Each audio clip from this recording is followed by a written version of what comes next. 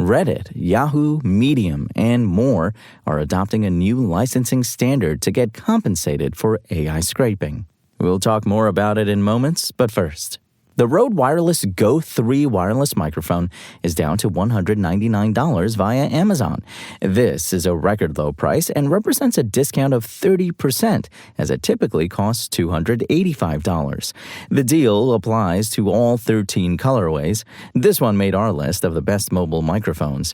It strikes a good balance between features and value, which is especially true right now. The mic offers great sound, onboard storage, 32-bit float, and universal compatibility with iPhones, Android, cameras, and PCs. The various colorways are also nice, offering influencers and creators a way to match a channel's theme or branding.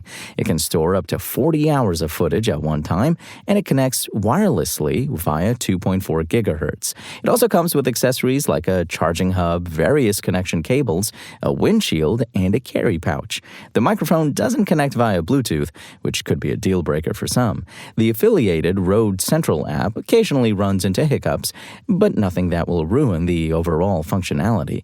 This is a great mic at a great price. Remember, you can find the latest gadget news, reviews, price drops, and more right now at Engadget.com. With web publishers in crisis, a new open standard lets them set the ground rules for AI scrapers, or at least they will try. The new Really Simple Licensing (RSL) standard creates terms that participants expect AI companies to abide by. Although enforcement is an open question, it can't hurt that some heavy hitters back it. Among others, the list includes Reddit, Yahoo, Engadget's parent company, Medium, and People Inc. RSL adds licensing terms to the robots.txt protocol, the simple file that provides instructions for web crawlers. Supported licensing options include free, attribution, subscription, pay-per-crawl, and pay-per-inference. The latter means AI companies only pay publishers when the content is used to generate a response. Launching alongside the standard is a new managing nonprofit, the RSL Collective. It views itself as an equivalent of nonprofits like ASCAP and BMI, which manage music industry royalties. The new group says its standard can establish fair market prices and strengthen negotiation leverage for all publishers. Participating brands include plenty of internet old schoolers: Reddit, People Inc., Yahoo, Internet Brands, Ziff Davis, WikiHow, O'Reilly Media, Medium, The Daily Beast, Miso.ai, Raptive, Ranker, and Evolve Media are all on board. Former Ask.com CEO Doug Leeds and RSS co-creator Eckhart Walter lead the group. The RSL standard gives publishers and platforms a clear, scalable way to set licensing terms in the AI era, Reddit CEO Steve Huffman wrote in a press release. The RSL Collective offers a path to do it together. Reddit supports both as important steps toward protecting the open web and the communities that make it thrive. It's worth noting that Reddit has licensing deals with OpenAI and Google.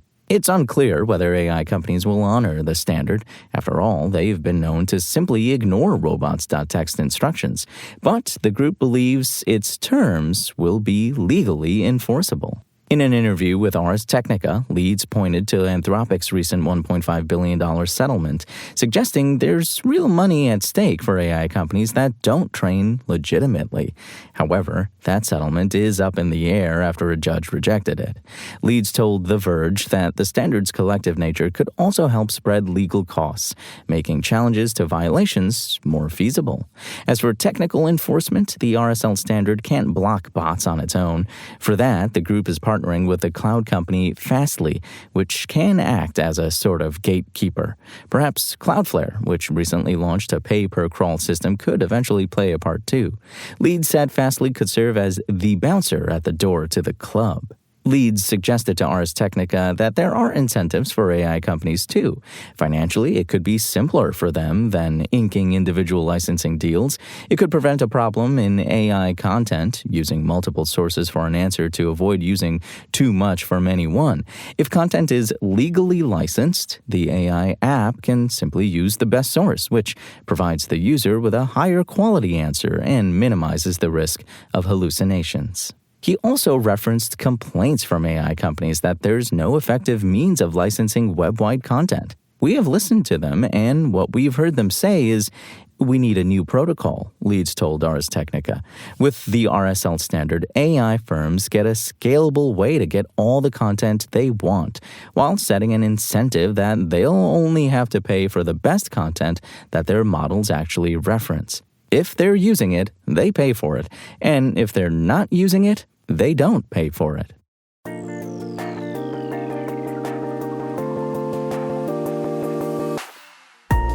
Thanks for listening to the show. Make sure to rate, review, and subscribe on Apple Podcasts. Today's show featured journalism by Engadget contributors Lawrence Bonk and Will Shanklin, and was produced by Spoken Layer. I'm Imran Sheikh, and as always, we'll talk more tomorrow.